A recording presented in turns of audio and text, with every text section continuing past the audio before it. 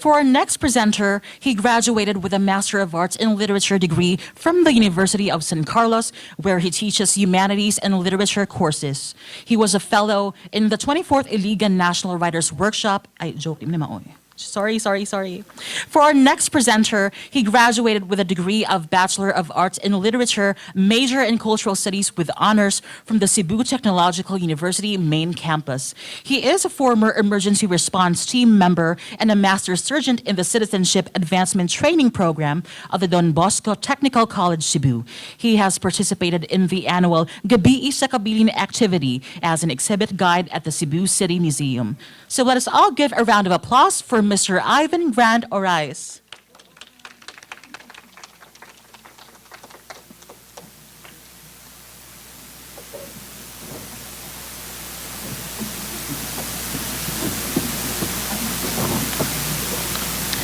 Hello. A cold afternoon to everyone. Okay.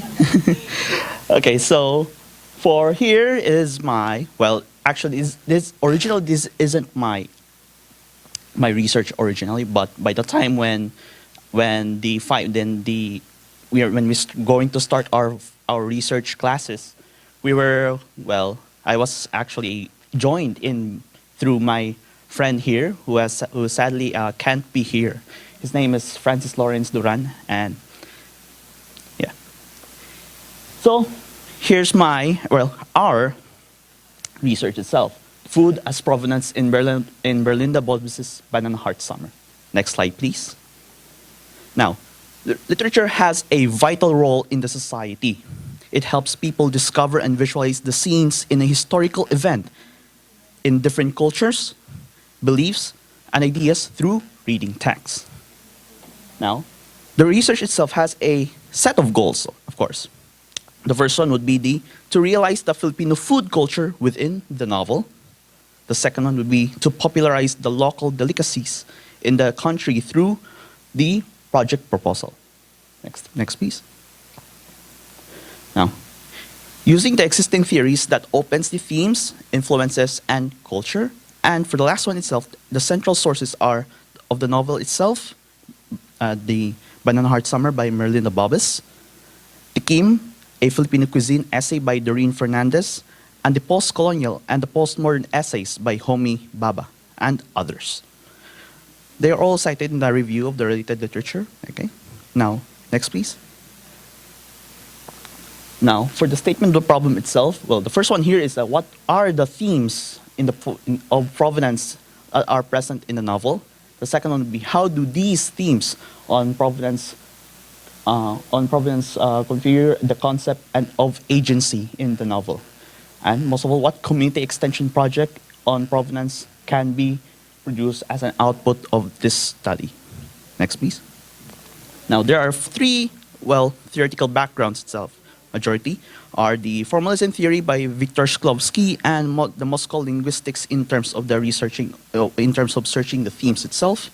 The post-colonial theory, to be more accurate, the concept of agency by Homi Baba, and most of all, and Raymond Williams' cultural studies in the understanding the relation of the culture within the novel.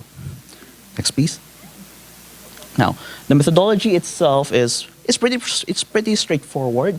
We're just going to understand how these three things can convey into a community extension project on food as provenance. Next, please. Now, for the methodology itself, this research uses the discourse and content analysis, which is basically, it's really an easy task to do for literature students. Sorry for that. And there are two sources for the data of this research. The first one would be the novel itself, and most of all, the multiple essays and researches of the authors beforehand. Next, please. Now, here are the results and the discussions itself. For the first table, the first table illustrates the processes on determining the themes and provenance by locating the characters' feelings towards the food mentioned. For example, for the first or second chapter, which is mentioning of Turon. The Turon melody was started long ago when Nanay Dora is the chef of the sweet snacks unflavored every afternoons except Sundays. And it conveys Nenita's joy in it. And I'm pretty sure that everyone has, well, once makakita sila o, how can I say this, on their favorite snacks being sold in the particular area in the streets. Okay? Now, another example here would be the tomato lemon carp with hibiscus. And it actually reminded Nenita on her family's financial status. As much as she can, she wanted to create a much more, how can I say this, lavish food just by adding lemon itself and other extra ingredients. And it also conveys the themes of Nenita's love for her family. Next, please. Now, for the second table, the table 2 depicts a portion of the process on finding the agency, or should I say influence, of the food as provenance by connecting the table 1 themes and the table 2 concepts. And there are actually around 36 total. That's what we have found out. Okay, so for example here, let's go back again to Toron. When it connects to Nenita's joy itself, that's one thing. Now, what are the concept of agencies there, which will be Nana Dora's business venture motivated Nenita to proceed to her dreams to make her own business. She was inspired by Nana Dora herself to just stop her elementary studies and just proceed to her dreams on helping her family. And for the second one here, and second set of example would be the palitaw, which means floating faith in our research. Now, love, faith, and bravery, it is when the food has heavenly smell that makes the town fall in love. Okay? So, next slide, please. Now this is actually our, well, the photo credit itself isn't actually ours, but the community extension project that we have planned, supposed to be, would be a community feeding program on the, how can I say it's, on the least, on the quote-unquote least helped areas. Okay. So the researchers have decided to propose a community extension, community feeding program that also uses the same cuisine presented in the novel to promote the increased interest in the culture's cuisine. Okay. So next slide, please. Okay, so here are our summary itself. Sorry for the really wordy part itself now. The themes on the provenance are present in the novel itself. Of course, there are the starting on how the origins of the themes itself have been conducted and being shown off on the novel itself. The second one would be every food has a story behind in the novel, and it provoked the characters on how they react to the situations or on how come certain foods would be in the central piece of the story.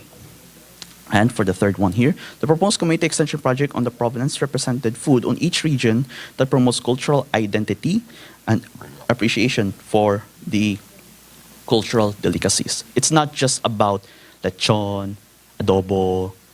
It's about those how can I say this, underrated dishes, if I can say so myself. Now for the next slide, please. Now, here's a conclusion itself. The study reveals that Banana Heart Summers food embodies culture, tradition, symbolism, rural Filipino lifestyle, and it aligns with the theories of formalism, culturalism, and post-colonialism. And I think that's it for my research itself, for our research. Thank you. Thank you very much, Mr. Ivan Grand Orais.